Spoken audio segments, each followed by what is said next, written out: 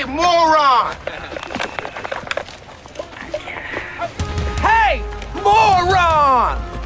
Dude! Look at me! I'm the waterboard, dude! Here we go!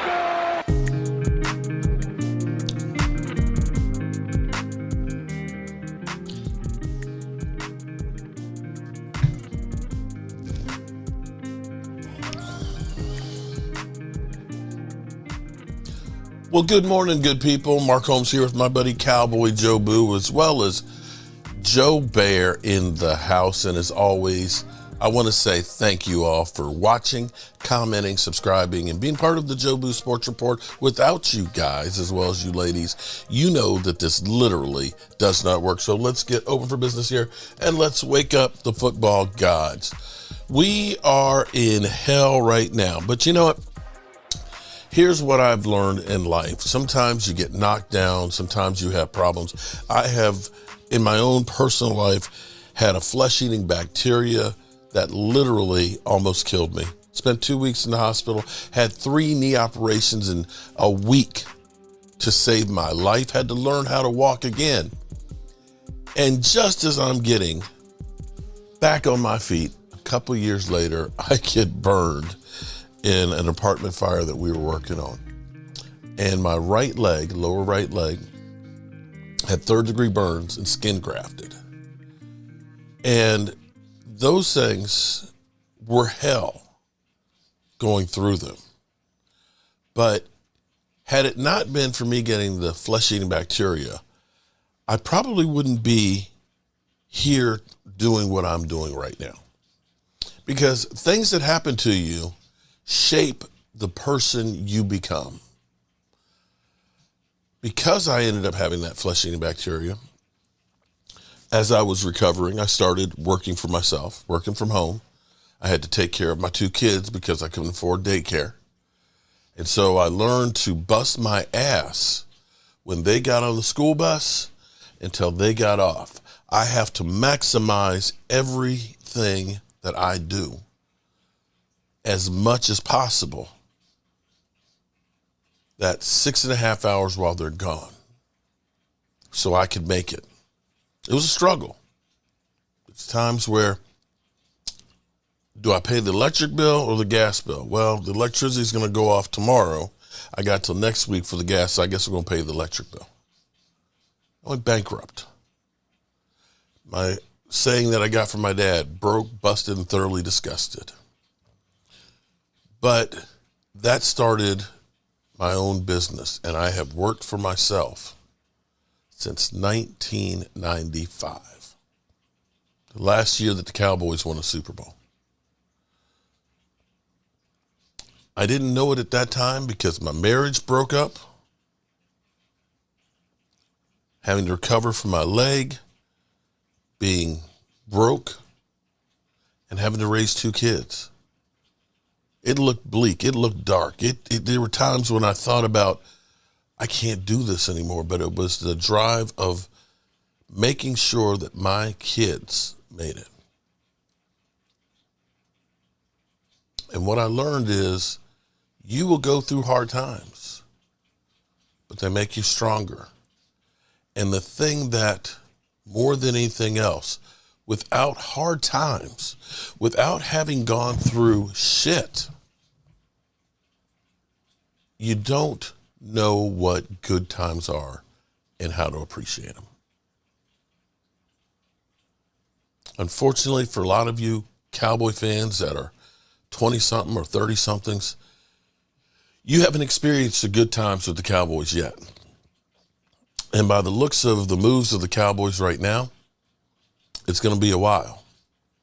But when you do have those good times, you say, man, wow,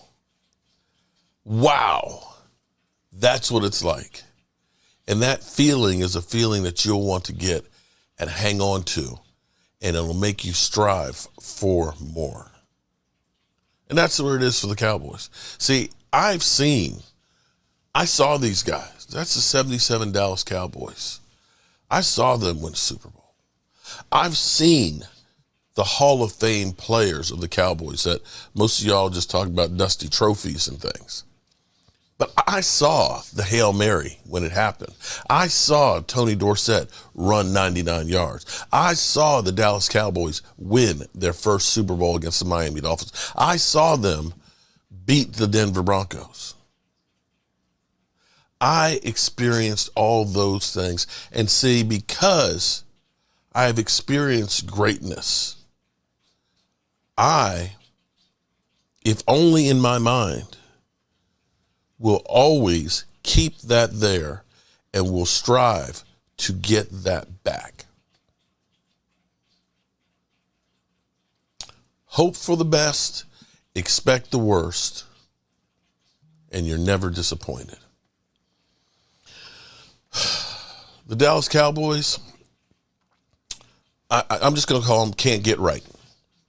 Can't get right. Think about any given Sunday.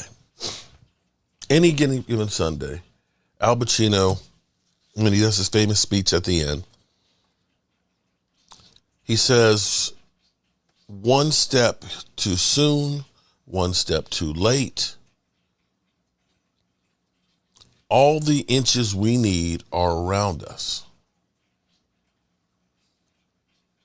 All the inches we need are around us.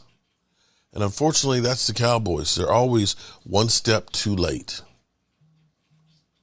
They wait till the end to do any move.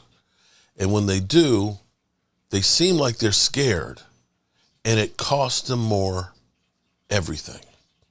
Money, draft picks, you name it. I am not going to poo-poo on Jonathan Mingo. It might turn out to be the greatest move out there. But the thing is, when you look back with the Cowboys, and as everybody always says, we need to trade, we need to trade, we need to trade, we need to trade. We never get value. If you're a team out there, you want to trade with the Cowboys. You know, Cleveland, hey, we got him. Wait. We got Amari Cooper for a 5th round pick, and they're paying half his salary? Shit. That's good. Keep him for a couple of years. He plays good for you. We got a 3rd rounder for him. But for the Cowboys to spend a 4th round pick that right now looks like it could be a top 100 pick. I want you to understand that. I want you to understand. Last year, what do we have? 27, 60-something, 90-something. We had 3 picks in the top 100. This year, we were headed for 4. Now, I don't know if they pick right, but those picks matter. Those picks matter. And so for the 2nd year in a row, we won't have a 4th round pick that should be a starter on your roster. The first one certainly wasn't with Trey Lance. And that goes back to a step too late. San Francisco was only getting offers like 6th and 7th. Cowboys blow them away with the 4th, and that's why they got him. The other 2 trades that the Cowboys did, those guys are released. We released Andrew, what's his name? Cornerback we traded, Nahshon Wright for. Traded Nahshon Wright for Andrew, whoever didn't had a cup of coffee. We released him so we could put Jonathan Mingo on the roster. Jonathan Phillips that we traded, swapped 6th and 7th rounders, we released yesterday too. So the trades the Cowboys have made thus far haven't done anything. The free agent signings that we've done, which have been bottom tier ones, well, Lawson, you can say he got 2 sacks last week. That's pretty good. You could say Eric Kendricks, when he's been healthy, has played pretty good. Other than that, we're a joke. And literally, as they were going through, I was reading an article this morning, and it's kind of funny, as they go through and they rate the trades for teams and things, right? Winners and losers. And of course, the Dallas Cowboys are deemed the biggest loser. The biggest loser, of course, will be the next Dallas Cowboys coach. And I have to say, with Jerry and Stephen Jones as currently constructed, if they're the ones that are doing this, they are the biggest loser coming here to coach the Cowboys. Because when you think that Trey Lance trade was made without Mike McCarthy, the coach, even being consulted, you got no control. You are undermined. As a player, you can say, "Well, shit, you didn't bring me here. You weren't the one that wanted me." Let me read this to you. Maybe 2023 second rounder Jonathan Mingo follows other Carolina Panther castoffs to find success in Dallas. Maybe teaming up with Dak Prescott besides CeeDee Lamb gives Mingo the needed boost of confidence to get his career back on track. Even so, it will be challenging to justify the Cowboys' 2025 fourth-round pick compensation in exchange for Mingo and a 25 seventh-round pick, because the Cowboys are not on track to renew head coach Mike McCarthy, and thus they should not acquire personnel for a coach and scheme they do not yet understand. And I have to agree with that, because if you're going to make a move, the move would be to try and salvage this season. Try and salvage this season. If it's not helping for this season and you're going to be changing regimes, then let the next guy figure out what he needs. Let him tell you the type of receiver that he needs. When you think of a fourth-round pick, had the Cowboys had the fourth-round pick that they used for Trey Lance, they could have had themselves a stud running back. That's where all the running backs are going, fourth and fifth round. And this team would be better if they had a really good running back to go with Rico. Dallas' baffling trade reflects a team that liked Mingo's measurables in the draft and appreciates how his speed can stretch the field, while his physicality translates well to blocking for teammates. But a player who struggled with drops and lost playing time this season has an uphill climb. He'll likely be playing for his fifth head coach by the time his season begins, his third pro season. Will that coach appreciate the fourth-round pick the Cowboys front office just gave up? That's literally what we're doing. The Cowboys constantly believe in thinking they're getting a discount. In their mind, here's how crazy it is. In their mind, well, we got a second rounder for a fourth rounder. We got a guy that a team gave up 3 number ones for a fourth rounder. We're great. But you can't live on the hype that they had in the draft. Josh Rosen was a first-round draft pick. Do you have the same philosophy on that? Well, hell, we could get a first-rounder quarterback for a fourth or fifth. These are things that you look at and say, we're not going to win this way. The Cowboys, you can blame everybody that you want. You can blame Dak, CD, Amari. I mean, you can blame the offensive linemen. You can blame the coaches and all that. But until we do better, because here's where it's crazy. Here's where it's crazy. The Cowboys could have had DeAndre Hopkins on this roster for that same pick. They could have actually had DeAndre Hopkins a couple years ago. You could have had Derrick Henry on this roster for $8 million right now. You could have had Bobby Wagner on this roster, who wanted to be here 3 years ago. Could you imagine where the Cowboys would be if they had Bobby Wagner right now? or for the 3 years, like say last year when we didn't have a linebacker on the roster. Could you imagine this offense if you had DeAndre Hopkins out there with CeeDee Lamb and having Derrick Henry in the backfield?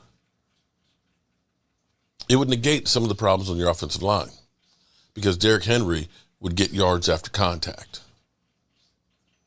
Our guys right now can't do that. They're not getting anything after they get touched. And the offensive line is not opening up the holes like you need for those guys to get the big yards. And teams are teeing off on your quarterback and double covering your number one receiver because they're not worried about your other guys. And quite frankly, I know DeAndre Hopkins is a good chunk of money and he's old. But if you're sitting here talking about we're trying to go all in and win a Super Bowl, you'd be a lot closer right here, right now, if you had DeAndre Hopkins and Derrick Henry. And they're not here. They're not here for any other reason than our ownership won't do it. They have done a 180 from what used to be the Dallas Cowboys.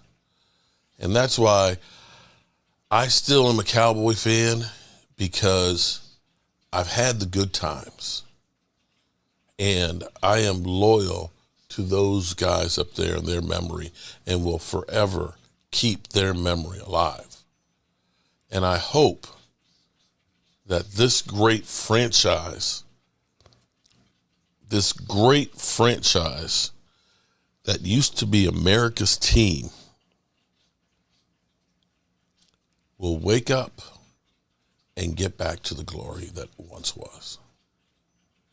And that's why I have hope about the future. So let's go ahead and listen to, the funny thing is the Cowboys are literally becoming irrelevant. They literally are, because they got to be such a joke that it's not even any more fun. We're not even like, giving false hope to Cowboy fans to have it pulled out from underneath of us. We just look bad and inept. We just look like wrong way Wooten, that everything he does is just wrong. Can't get right. So, sit my ass down. Shannon Sharp. Why is it still?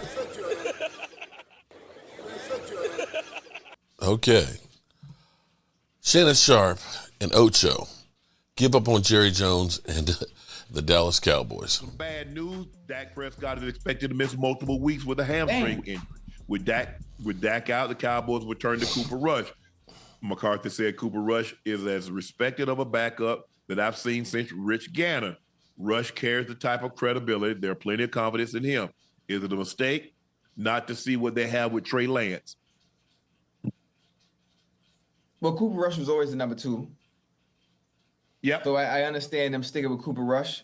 I don't think you can have a quarterback battle in the middle of the season like this to decide who your number two quarterback is. They decided to go with, obviously, with Cooper Rush being the number two. I'm sure at some point there was a quarterback battle and they felt Cooper Rush was better suited to be the backup to Dak Prescott. I'm sure they saw a good sample size of Trey Lance during his time since he's been there, and they went with who they felt was better. I like Trey Lance as well. I would love to see him back at the helm, being in control of an offense again. I think he wasn't given a fair shot. He was. You think so? Yeah. Ocho, you do realize that Brock Purdy was Mr. Irrelevant. Right. Think about what they mortgaged to get this man. That ain't no situation. That ain't no situation where, no. Think about what they gave up. They gave up 3 first-round picks. Okay, all right. You're right. Hey, but you don't think they cut the string? They cut it a little too soon. No. Okay, I'm just asking. Let me ask you a question. What you holding on to? He couldn't beat out Brock Purdy. Even after Purdy did what he did. Okay, even after a situation where he gets hurt and Purdy comes in. They put the job up again the following year, and he couldn't beat Purdy out. Hey, you think there was a? Never mind. I ain't gonna get into that. I ain't gonna get into that. That'd be like saying, do you think they cut the cord too quick on Drew Bledsoe? No. No. And they had 100. He was the first quarterback to get 100 million. I don't know. I just at times I look at it. Sometimes I'm not the decision making when it comes to certain players and coaches feeling, you know, I'd rather go to this one. This player doesn't fit my system and what I like to do and what we like to do. I want to go in favor of. So I hate when I hear things like he couldn't beat a certain player out. Mm-hmm. I hate hearing things like that. Do you know Kyle Shanahan, had he not drafted Brock Purdy, would have lost his job? Kyle Shanahan would have got fired. If he drafts Trey Lance with the third pick in the draft, and he can't play, and he got no backup plan, you know he's losing that job. He and John Lynch would lose their jobs. Think about what you gave up. What did they give up to get it? Pull up what they gave up to get Trey Lance, to move up like 6 spots.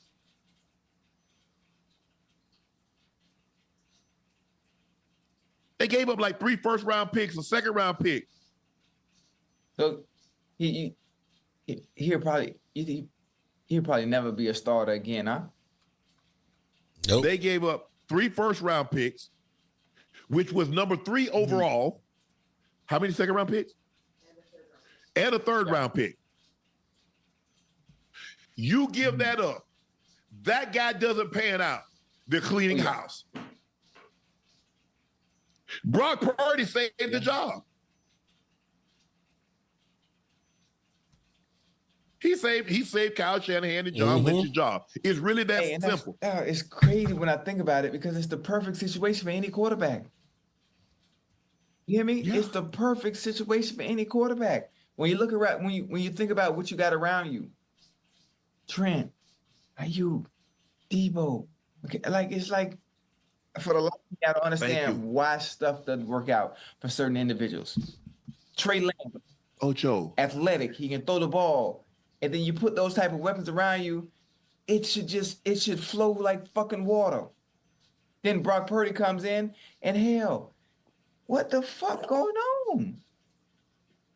Because he knows where to go with the football. Trey Lance started 1 season at an FCS level. I never understand it, huh? The guy couldn't play dead in a horror movie, Ocho. I mean, it's simple. I mean, you hate to say it, but he couldn't. Hey, come on. He couldn't play dead. Hold on. He couldn't play dead in a what? In a horror movie. He couldn't, Ocho. Brock Purdy beat him out for the job.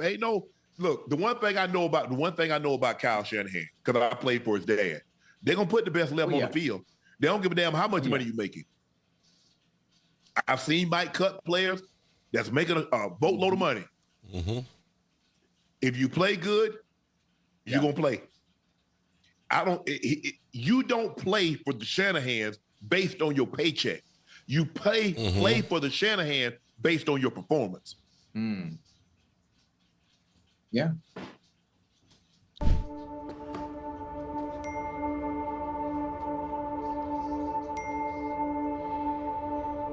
What? Man, I can't take this anymore. Doc, you gotta help me. Man, this stupid meme is ruining my life. Now I know just what you need. Olipop. Ridge Rush has got fiber. Oh, wow. Natural energy. Okay. He's good. Should they be sellers or should they be buyers? Hold on now. Wait a minute. Whoa. I need better context. Now, when you talk about should they be sellers, should they be buyers, who the hell are we selling and what are we trying to buy? That's the better question. Are you selling some of your players, or are you buying, saying, okay, we still got a chance. We got Cooper Rush. Maybe we can get back in this thing. Let's add a player or two. At what position can we add value on our roster, defensively or offensively, that changes the trajectory of the season? I don't think there's a position, because the only place you can do that would be at the quarterback position. There's nobody that you can go get that's going to come in and make a difference where you can turn this season around. So if anything, I would assume if I was in Jerry's shoes, I would be selling, or probably They'd be all selling, in, but wouldn't get value. for lack of better words, Get which some- he was supposed to do, but he didn't in the offseason. What, hold on. How the hell you gonna go all in right now, Ocho? You 3 and 5. I'm just saying, for a lack of better words, I'm just using the term since he What do claimed- you mean to go all out? That means you sell. You have a garage. Well, we used to call them Yeah. rummage sales, yard sales. Now they call them estate. But back when I was growing up, they weren't no estates. People were just selling ish that they didn't want in their house and cluttered up Right. their house. So we call them yard sale or rummage sale because a lot of times people just come rummage through it, even though we're buying ish. he got to do something. He got to do something. What would you do? You buying or selling? It's too late. Everything? Yeah, I'm getting ready for next year. What y'all got? What y'all got? What y'all? You should be selling. You should have been selling. Obviously, Micah is off Right. limits. Nobody's going to give you anything for CDs off limits. I don't, what players do they have Well, that somebody could potentially want? Right now, there's not many at all. So there we are, people. I've been on my soapbox. I've got some work to do this morning. And then today on BetUS's channel, me and Philly 500 are going to go toe to toe. Cowboys versus Eagles. Oh, jeez. This is going to be hard. And then on Friday, I will be headed to Texas to see the Dallas Cowboys versus the Eagles. As always, I appreciate you all, and I will see you soon. Peace.